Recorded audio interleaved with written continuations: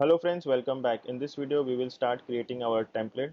So here we need to add form tag. So form, and inside we will add div class name, which is equal to form hyphen group,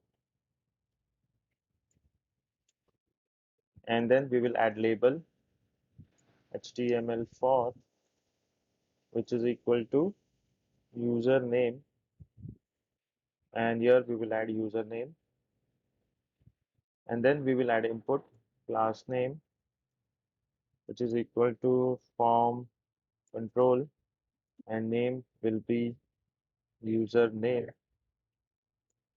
type, which is equal to text, and this will be a self-closing input tag. Then we need to copy this and we need to do it for email. So email, email, email, the type will be email.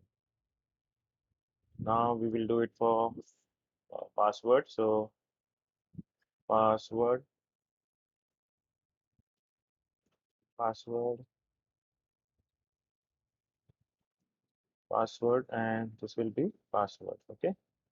Then we will do it for confirm password. So confirm password, confirm password, confirm password. This will be password.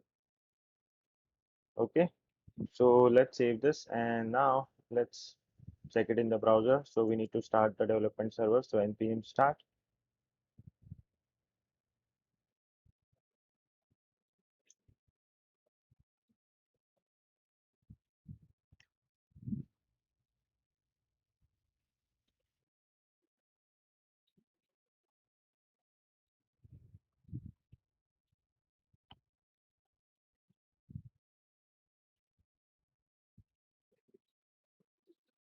So here we got all the input elements. Okay. So now in the next lecture we will create validation for username.